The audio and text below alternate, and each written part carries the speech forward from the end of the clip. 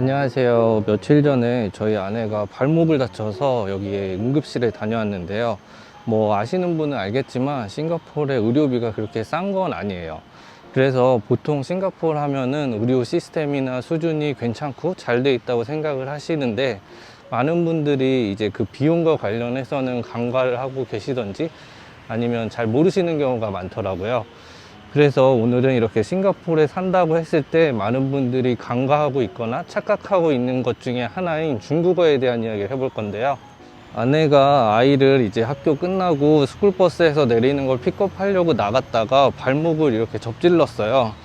그런데 이번에 응급실에서 나온 영수증을 보니까 440불 정도가 나왔더라고요.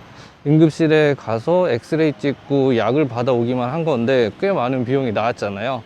뭐 의료비와 관련해서는 제가 그전 영상에서도 여러 번 이야기한 적이 있기 때문에 이 정도로만 이야기를 해보고요. 많은 분들이 싱가포르에서 생활을 한다고 하면 가장 뭐 대표적으로 이야기하시는 것들이 아이가 여기에서 자라면 영어랑 중국어를 다 할 수 있어서 좋겠다는 이야기를 많이 하세요. 그런데 여기에서 그동안 제가 경험해보고 실제로도 이렇게 직간접적으로 이야기를 들어보면 그게 결코 쉽지 않은 일이거든요. 그런데 마치 이제 밖에서 볼 때는 우리가 뭐 미국에서 산다고 하면 아이가 영어는 하겠지, 뭐 일본에서 산다고 하면 일본어는 하겠지, 이렇게 생각하는 것처럼 여기에 있으면 영어나 중국어를 쉽게 할 수 있을 거라고 생각을 많이 하는 것 같더라고요. 그런데 제가 지켜본 바로는 그렇게 중국어를 하려면 엄청난 시간과 돈, 노력, 그리고 이제 아이의 스트레스, 이런 게 뭐 10년 이상 쌓여야지만 가능한 일인 것 같더라고요. 더군다나 저희처럼 중국어를 사용하지 않는 가정 환경이거나 국제학교까지 다니게 되는 경우에는 정말로 중국어를 사용할 환경이 아닌 것 같거든요. 그래서 제가 생각을 해봐도 저희 아이가 실제로 중국어를 하는 거는 학교에서 매일매일 1시간씩 있는 중국어 수업밖에 없는 것 같아요. 그래서 외국어를 하려면 실제 생활에서 이 언어를 자주 쓰거나 들려야 되잖아요.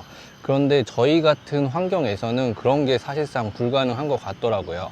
그래서 아예 중국어도 사실 뭐 그냥 학교에서 배우는 정도? 그 선에서 그치는 것 같고, 많은 분들이 생각하는 것처럼 그렇게 중국어가 많이 늘거나 쉽게 배울 수 있는 환경은 아니라고 생각이 돼요.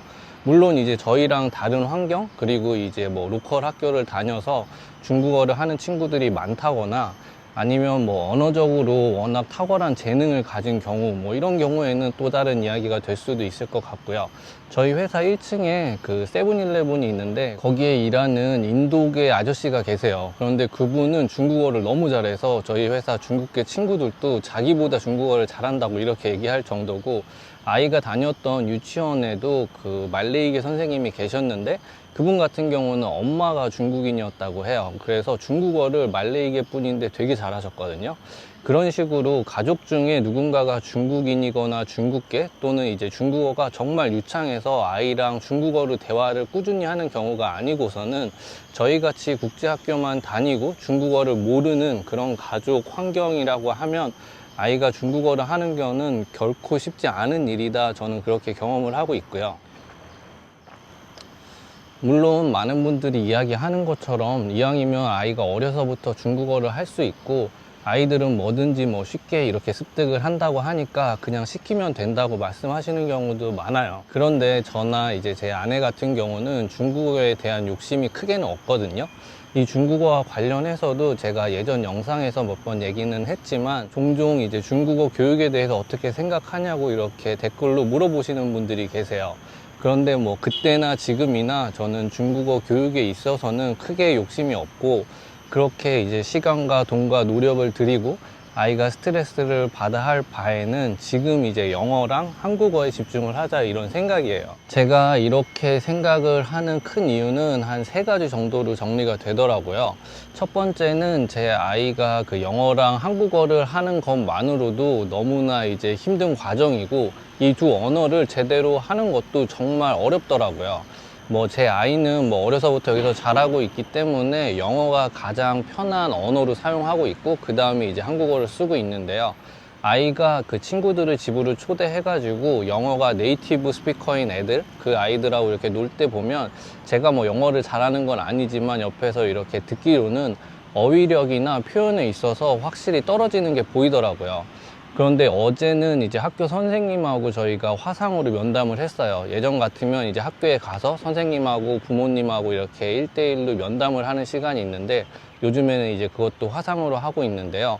어제도 선생님께서 얘기하는 게 그 아이가 영어에 있어서는 뭐 크게 문제는 없다고 말씀을 하시더라고요.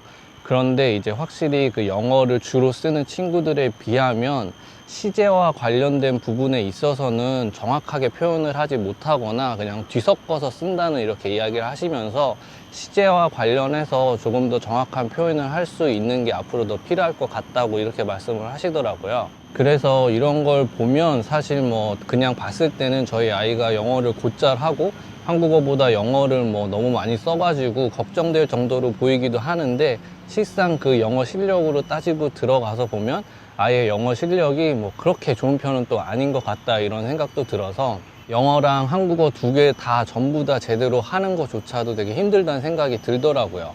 그래서 제 아이의 지금 한국어 실력을 보면 같은 또래의 영어만 하는 애, 한국어만 하는 애 이렇게 봤을 때는 둘 다 한 7, 80점 정도 수준밖에 되지 않는 거 아닌가, 이런 생각이 드는데요. 물론 선생님도 뭐 바이링구얼 애들이 전부 다 이런 과정을 겪는다고는 말씀을 하셨어요. 그리고 제가 그 전에 봤던 책들에서도 아무래도 이 두 가지 이상의 언어를 하는 아이들이 이런 면에서는 조금 더 떨어지기 때문에 시간이 지나면 뭐 다 따라잡을 수 있는 부분이다, 이런 식으로 이야기를 하고 있어서 그 부분에 있어서 뭐 크게 걱정은 하지 않는데요. 그런데 어쨌든 아이가 두 가지 이상의 언어를 제대로 한다는 것 자체가 그렇게 쉬운 일은 아닌 것 같아요. 그래서 뭐 맨 처음에 이야기한 것처럼 중국어 생활권이나 그런 중국어를 쓰고 듣고 할 수 있는 상황을 만들어줄 수 있는 환경이 아니기 때문에 저희 입장에서는 그렇게까지 욕심을 내지 않고 있는 부분이 있고요. 그리고 두 번째는 뭐 제 개인적인 경험이나 생각인데, 중국어나 영어를 하는 한국 사람은 너무 많은 것 같아요. 아니면 중국어나 영어를 하고 한국어도 하는 외국 사람도 많은 것 같고요. 그래서 제가 아이에게 중국어를 가르치고 중국어를 하라고 했을 때 제가 뭐 아이에게 이렇게 보여줄 수 있는 뚜렷한 목표나 비전 같은 게 있나 생각해보면 그런 거는 아직까지는 저희는 없는 것 같아요.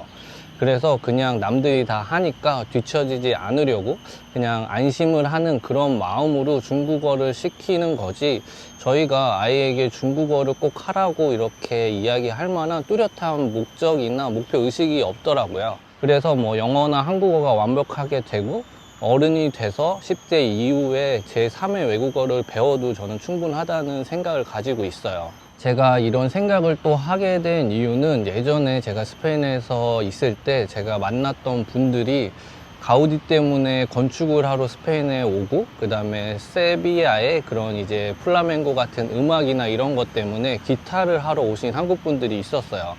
그런데 그분들은 뭐 한국어나 영어가 뭐 기본적으로 조금은 되시고, 그 다음에 자기가 좋아하는 분야를 배우기 위해서 또 다른 나라에 와서 스페인어를 정말 유창하게 하시더라고요. 중국어와 관련돼서는 모르겠지만 저 같은 경우도 스페인어나 이태리어를 처음 배울 때는 영어 문장을 만들어 놓고 거기에 이태리어나 스페인어 단어나 문장을 이렇게 끼워 가지고 완성을 시켜서 이야기를 했었거든요.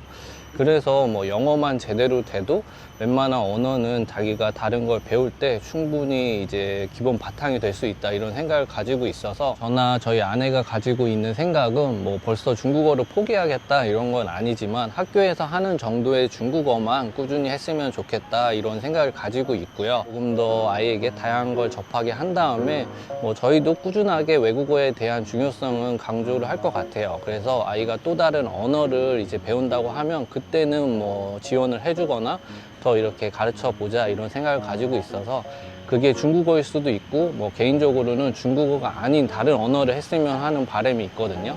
제가 아내랑 종종 이렇게 싱가포르 생활이나 아이 교육과 관련해서 이야기를 하다 보니까 많은 분들이 이 싱가포르에서 중국어 교육이나 아이 교육에 대해서 질문을 해주시더라고요. 그래서 뭐 이게 또 끊이지 않고 올라오는 그런 의견이나 질문이신 것 같아서 이렇게 얘기를 해봤고요. 그 중국어를 정말 열심히 가르치시고 성공적으로 지금 자녀가 다 자라서 다양한 언어를 하고 계신다고 얘기하시는 분들도 계셔서 그분들도 물론 의견을 존중하고 저도 뭐 그렇게 됐으면 좋겠지만 저희는 일단은 뭐 그렇게까지 푸시를 하거나 스트레스를 주지 않으려는 방향에서 그냥 지내고 있다, 이렇게 이야기를 해봤고요. 오늘도 영상 봐주셔서 감사하고 다음에 인사드리겠습니다. 안녕히 계세요.